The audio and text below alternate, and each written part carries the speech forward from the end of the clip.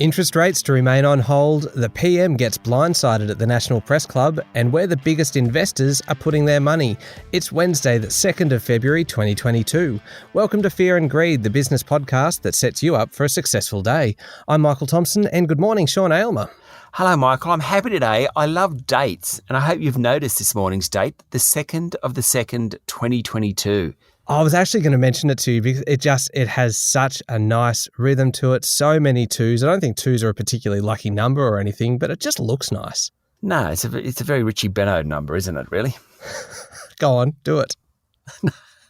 2nd of February 2022. I'm amazed that you did that. Thank you very much, Sean. Of course, stay listening for Sean's chat to National Australia Bank's Chief Economist, Alan Oster, about yesterday's interest rate decision. A really good chat, that one. Alan manages to put it all in layman's terms. Great for me. First, though, Sean, expectations were really high yesterday that the Reserve Bank was going to indicate that it would start lifting interest rates sooner rather than later. But did it actually happen? Well, no. The Reserve Bank is still very comfortable that inflation is pretty much in control. After the central bank's board meeting yesterday, Governor Philip Lowe said inflation needed to be sustainably higher before doing anything on rates. Wages growth is a significant factor, and Mr. Lowe said increases in the price of labour remain modest. So the bank is happy to be patient before it moves on rates. Now, you can't say the Reserve Bank isn't independent. While market economists, a former federal treasurer, and plenty of business leaders are worried about inflation and have called on the Reserve Bank to take action, the central bank ain't budging.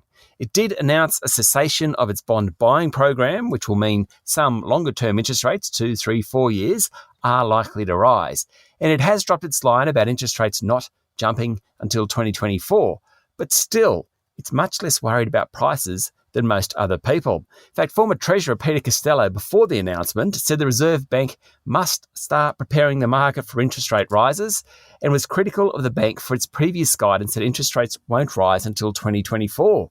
Mr. Costello said rates should start rising later this year or early next. Plenty of market economists agree. Sean, does the bank know anything the rest of the market doesn't? Well, I don't think so. It's just being very, very cautious. Dr. Lowe did upgrade a bunch of economic forecasts. He expects underlying inflation to increase further in coming quarters, the unemployment rate to fall below 4% later in the year, and growth to be about 4.25% over 2022. And he's determined to maintain highly supportive monetary conditions. And that's exactly what he said he'd do yesterday. Sean, a question without notice, which is my favourite kind of question for you. Yesterday, it was a highly anticipated meeting. And so when the decision is announced at 2:30 p.m, what's it like in newsrooms or in banks and everyone waiting for that moment at 2:30 p.m. when word comes through? I can imagine there would be almost nervous excitement waiting for it.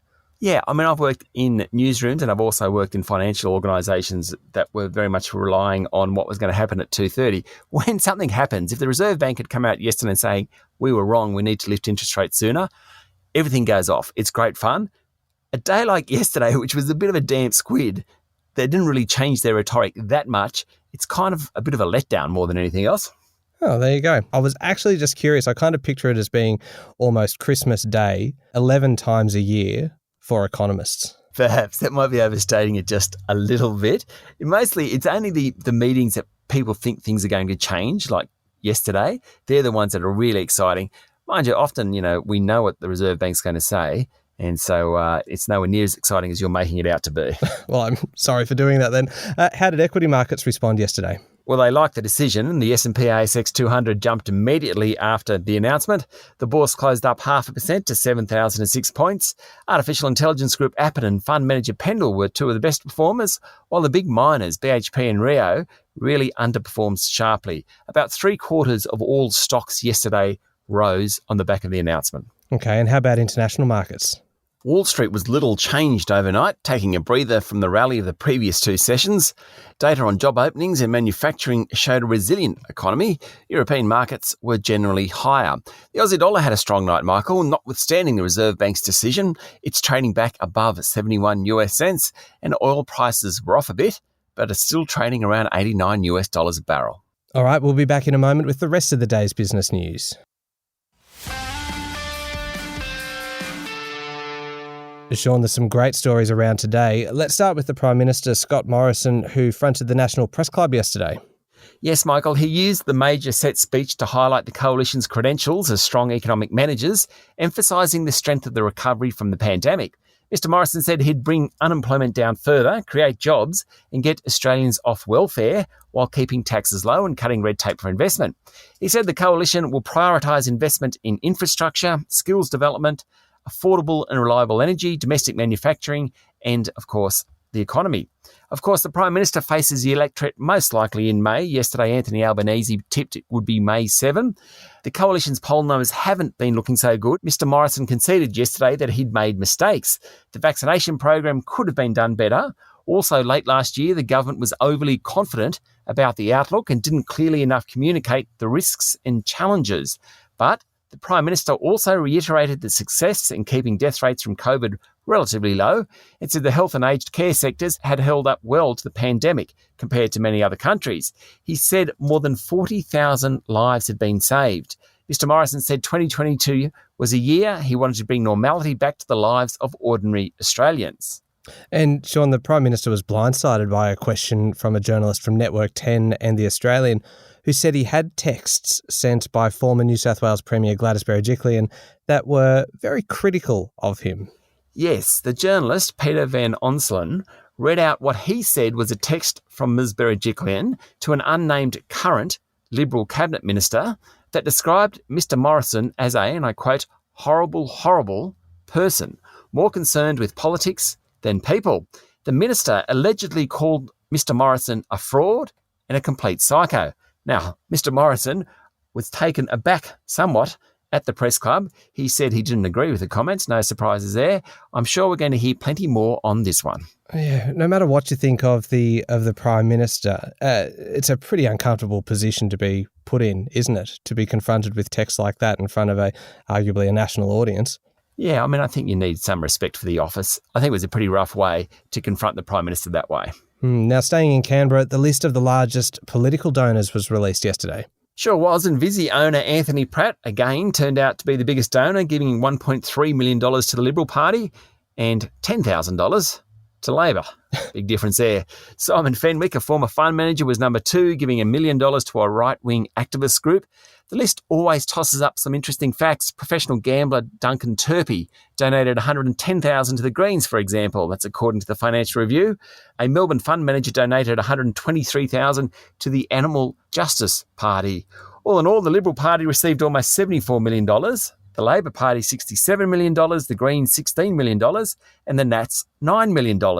Some of the country's biggest businesses and organisations donated money, including the National Automotive Leasing and Salary Packaging Association. That was the number 1 donor. The Pharmacy Guild, the Australian Hotels Association, PricewaterhouseCoopers and ANZ Bank. Okay. Now, new figures, Sean, show the housing market grew further in January, but things are certainly slowing.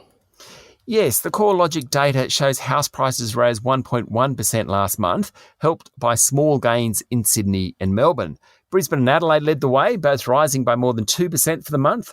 Hobart and Canberra prices rose by more than 1%. If you take the past 3 months, though, Sydney and Melbourne are clearly underperforming. The steam is definitely running out of those markets. Yeah, but it's not all bad news for the market, though, with lending during December very strong. That's correct. The Bureau of Statistics figures show housing-related lending was up 4.4% for the month, and the value of total lending is now at a record high. Investor lending has surged, probably enticed by the high growth in home prices. All in all, the data yesterday suggests the steam is definitely coming out of the housing market, but it certainly won't collapse or even fall much at all. Now, Michael, finally on the economy, retail sales figures for December were also released yesterday. They were worse than forecast, down 4.4%, though annual growth is still well above the pre-pandemic levels. The disappointing December figure probably reflects the Omicron outbreak and consumers taking a breather after big spending in October and November. Now, Sean, the big corporate news around yesterday was Boral's decision to return $3 billion to shareholders. Yes, and of course the largest shareholder is Seven Group Holdings run by Kerry Stokes. Last year, Seven successfully took control of the building materials group and was criticised for not paying a takeover premium. It now holds just under 70% of Boral, meaning the dividend that's being paid out is worth about $2.1 billion to Seven. Whatever the rights or wrongs of that, the company has gone on to sell its North American building products business and part of its bricks business. It's focused back on the local market, and that's freed up money for a special dividend. Its share price was up nearly 6% yesterday. And the Future Fund, which we all, of course, hold a stake in, said it returned 19.1% last year. It did. That's in line with a top balanced superannuation fund and well above the Future Fund's stated objective of 7.5%. In fact, over the last decade, the fund's returned almost 11% annually, which is a pretty fair effort.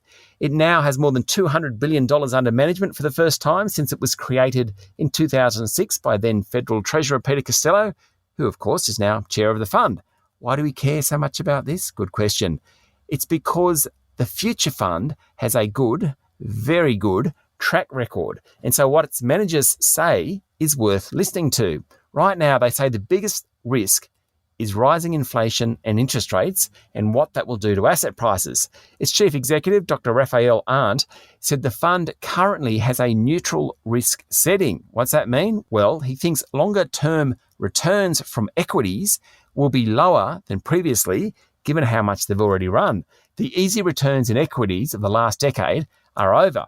The fund instead is investing more in less liquid, more skills-based investments. Dr. Arndt is looking more at specialist managers in areas such as private equity, infrastructure, property, and hedge funds. To me, it suggests that passive investing, which has done really well over the past decades as indices have risen, might no longer be fit for purpose in a higher inflation world. Sean, one final question on the Future Fund. What is the purpose of the Future Fund? Well, it was a sovereign fund set up to ensure Australia's future needs. It certainly has a lot of parameters around how it invests the money, though how that money is eventually used, I'm not so sure that there's too many parameters around that. Think of it as saving money for a rainy day. Okay, Sean, what's making headlines in today's news media? Bloomberg is reporting that new studies are emerging that suggest the latest version of the highly infectious Omicron variant is transmitting even faster than the original, and mild cases of the first may not offer much protection against future infections. The findings cast doubt on hopes that the wave of Omicron that's sweeping the world may help hasten the end of the pandemic. And some sad news, Michael. The Australian is reporting that prominent music industry figure Glenn Wheatley died yesterday of complications from COVID-19. The 74-year-old started on stage before becoming one of the country's most successful artist managers. All right, running through some of the other stories around today, the number of cases of COVID across the country continues to fall, with around 34,000 recorded yesterday. It is still a huge number, but at least it's going in the right direction. There were 77 deaths across the country yesterday. Rio Tinto boss Jakob Stausholm said he will build a less hierarchical, more humane company after an independent report by former Sex Discrimination Commissioner Elizabeth Broderick said the miner's culture of bullying was systemic and sexual harassment and racism were common.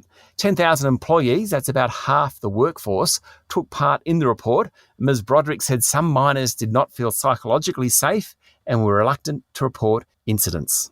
Farm chemicals group Nufarm has agreed to provide energy giant BP with a sustainable biofuel ingredient that can be used to help decarbonise challenging transport areas like aviation. That helped Nufarm's share price jump 3% yesterday. And Michael, it just feels like deals are imminent in the payment space. Yesterday, consumer credit group Hum said it was in talks to sell its buy now, pay later and credit card business to Latitude Financial. Remember last week, Zipco and Sezzle said they were in merger talks. I reckon we'll hear something soon. Oh, it could be a deal-a-thon coming up. Could be a deal-a-thon, that's it. Now, what's the key overseas news this morning, Sean? Well, Boris Johnson certainly has proven his Teflon characteristics over the years, and he's really going to need them. A Conservative Party report has been highly critical of the UK Prime Minister.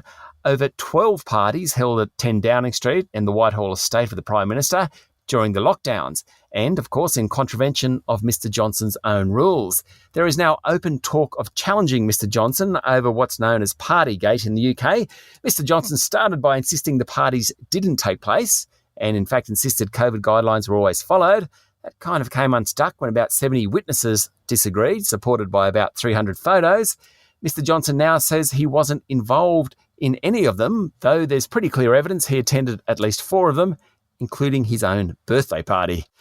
The US and Britain have flagged new economic sanctions against Russia as Washington and its NATO allies step up efforts to deter any invasion of the Ukraine. Fears of an imminent invasion have grown in recent days despite denials from Moscow and pleas from Ukraine's president to avoid stirring panic over the Russian military build-up on the border, according to AFP. And finally, the New York Times, the most august of global newspapers, is buying Wordle, a daily word game developed by a software engineer as a gift to his girlfriend. Wordle has millions of people playing daily, according to the New York Times. It's part of the media group's efforts to reach 10 million digital subscribers by 2025. The group recently bought Athletic, a loss-making sports website, to boost its subscriber numbers. Apparently, they're at about 8.25 million at the moment. Wordle. Have you ever played it, Sean? I haven't. I do know about it. People are addicted to it. No doubt about it, though I must say I've never tried it myself. Nor have I. I think that's our homework for today. We are both to go off and play Wordle and report back tomorrow. Fair enough. Okay, now up next is the Fear and Greed Daily interview with Alan Oster, Chief Economist at NAB. Yeah, we spoke all about what happened yesterday at the Reserve Bank and the fact that Governor Philip Lowe is talking today, and then there's more data due out from the central bank on Friday. Alan is, one of the best economists in the business, has a great knack for turning it into English. Well worth a listen, Michael. I completely agree with that, but of course I would. That's up next in the Fear and Greed playlist on your podcast platform or at fearandgreed.com.au. Thank you, Sean. Thanks, Michael. Enjoy the 2nd of the 2nd 22. It is indeed the 2nd of February 2022. It's Wednesday. Make sure you're following the podcast. Join us online on LinkedIn, Twitter and Facebook. I'm Michael Thompson, and that was Fear and Greed. Have a great day.